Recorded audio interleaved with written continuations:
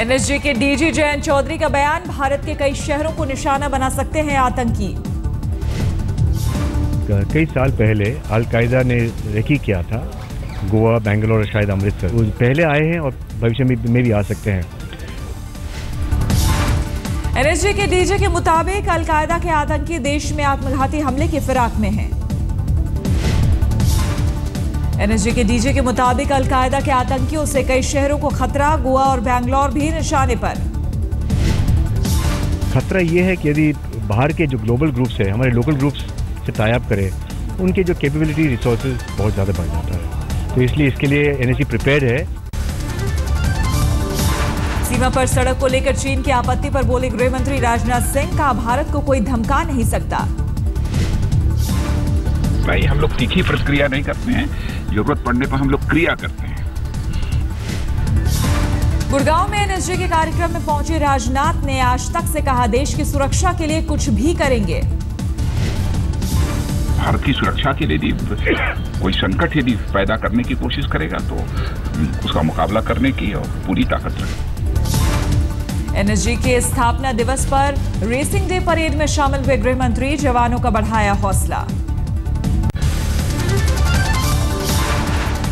प्रधानमंत्री मोदी ने लॉन्च की श्रमेव जयते योजना, हर पीएफ पाने वाले का होगा एक यूनिवर्सल अकाउंट नंबर। मोदी ने कहा, यूएएन से मिलेगा गरीबों का पैसा, पीएफ में पड़े 27,000 करोड़ रुपए गरीबों को लौटाएंगे। इस प्रयत्न के कारण ये 27,000 करोड़ रुपए जो पड़े ना, जिन किसी न किसी गरीब के पसीने के पैसे हैं, वो सरकार के मालिकी के पैसे नहीं है। मुझे उन गरीबों को पैसा वापस देना है।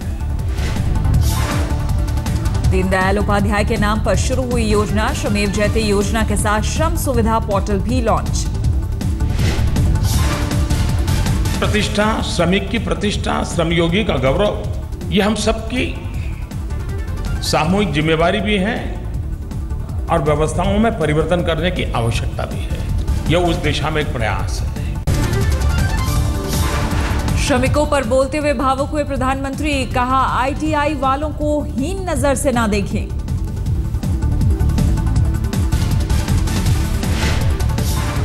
मोदी ने कहा, आईटीआई टेक्निकल एजुकेशन का शिशु मंदिर, हमें श्रमिकों के प्रति नजरिया बदलना होगा। प्रधानमंत्री ने कहा, राष्ट्र निर्माण के लिए श्रम की जरूरत, कहा 2020 तक दुनिया के लिए स्किल्ड फोर्स तैयार करनी है। योजना की शुरुआत पर बोले प्रधानमंत्री, कहा मोदी का विजन देखते देखते दुनिया के चश्मे के नंबर बढ़ जाएंगे। जो दुनिया कहते हैं ना मोदी का क्या विजन है, उनको दिखेगा नहीं इसमें, क्योंकि वो विजन देखते देखते उनके चश्मे के नंबर आ गए हैं।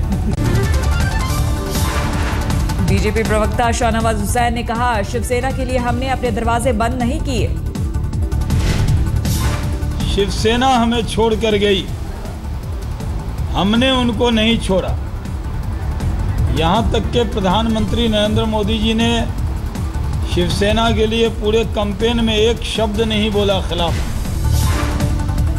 शाहनवाज हुसैन ने कहा, महाराष्ट्र में बीजेपी का बनेगा मुख्यमंत्री, महाराष्ट्र हरियाणा में अपने दम पर सरकार बनाने का दावा। हरियाणा के सीएम भूपेंद्र सिंह हुड्डा ने एग्जिट पोल नतीजों को किया खारिज, कहा हम तीसरी बार सरकार बनाएंगे। हुड्डा ने कहा, 19 अक्टूबर तक इंतजार कीजिए, कांग्रेस हरियाणा में बेहतर प्रदर्शन करेगी। 19 तारीख का इंतजार करो, कांग्रेस की अच्छी स्थिति रहेगी और कांग्रेस तीसरी बार सरकार बनाएगी। इंडिया टुडे ग्रुप से सैरो के एग्जिट पोल में महाराष्ट्र में त्रिशंकु सदन के आसार, 124 सीट के साथ सबसे बड़ी पार्टी के रूप में उभरी बीजेपी। शिवसेना को 71 सीटों का अनुमान। एग्जिट पोल में कांग्रेस 35 सीटों पर सिमटी, एनसीपी को 29 सीटों का अनुमान। इंडिया टुडे ग्रुप से सैरो के एग्जिट पोल में एमएनएस को 7 सीटों का अनुमान आने के खाते में जा सकती है 22 सीटें। 2009 के मुकाबले बीजेपी को 78 सीटों के फायदे का अनुमान, शिवसेना की 27 सीटें बढ़ने के आसार। अब सभी को 19 अक्टूबर का इंतजार, उसी दिन आएंगे दोनों राज्यों के नतीजे। दिल्ली में प्रधानमंत्री मोदी से उनके निवास पर मिले सचिन तेंदुलकर, स्वच्छता अभियान पर हुई बात।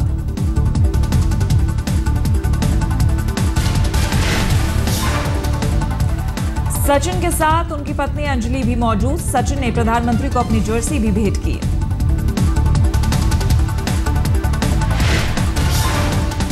योग गुरु रामदेव भी पीएम के स्वच्छता अभियान से जुड़े। हरिद्वार में कनखल से की सफाई की शुरुआत, खुद साफ किया कूड़ा।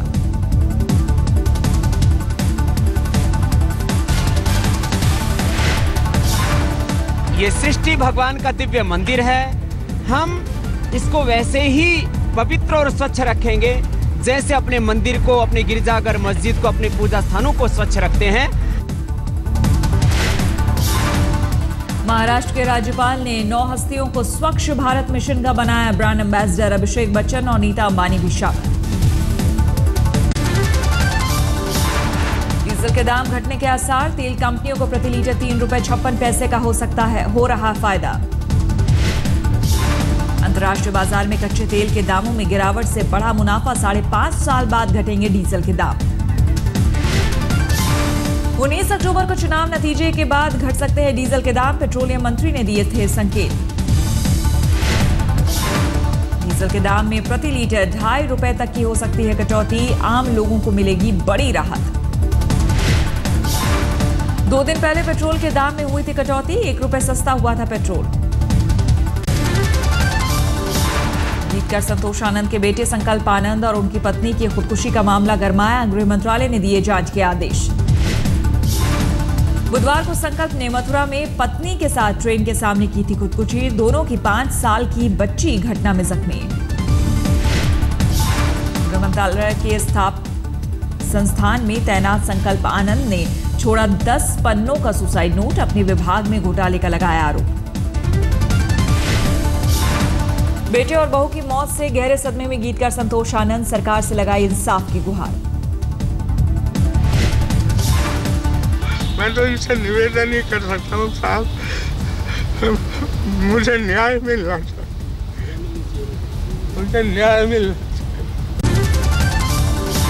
दिल्ली से सटे गुड़गांव में पूर्वोत्तर के छात्रों के पिटाई, सिकंदरपुर गांव में हुआ हमला।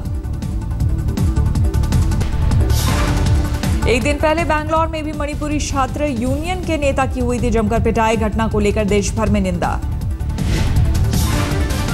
कन्नड़ नहीं बोलने पर मणिपुरी छात्र नेता पर हुआ था हमला, मामले में 3 लोग गिरफ्तार। दिल्ली से सटे नोएडा के सेक्टर 49 में दर्दनाक हादसा, स्कूल से सटे निर्माणाधीन बिल्डिंग की दीवार गिरने से एक बच्चे की मौत, 20 जख्मी। नोएडा के बरोला गांव में हुआ हादसा, खुले आसमान के नीचे पढ़ाई कर रहे बच्चों पर गिरी दीवार। हादसे में घायल बच्चों को अस्पताल में कराया गया भर्ती, डीएम ने मामले की जांच के आदेश दिए। दिल्ली के यमुना विहार में अवैध पार्किंग में खड़ी 3 कारें जलकर खाक, एक कार में रखे पटाखे से विस्फोट के बाद लगी आग। तंगलियों के कारण देर से पहुंची दमकल की गाड़ियां, आधे घंटे की कड़ी मशक्कत के बाद आग पर पाया गया काबू। छत्तीसगढ़ में 3 कुख्यात नक्सलियों ने पुलिस के सामने किया सरेंडर, तीनों पर 8-8 लाख का था इनाम। नक्सलियों ने बस्तर के आईजी के सामने किया सरेंडर, हथियार डालने वालों में एक पति पत्नी भी शामिल। भोपाल में महिला डॉक्टर से मारपीट के मामले में आईएएस अधिकारी के खिलाफ मामला दर्ज, मंगलवार को हुई थी वारदात।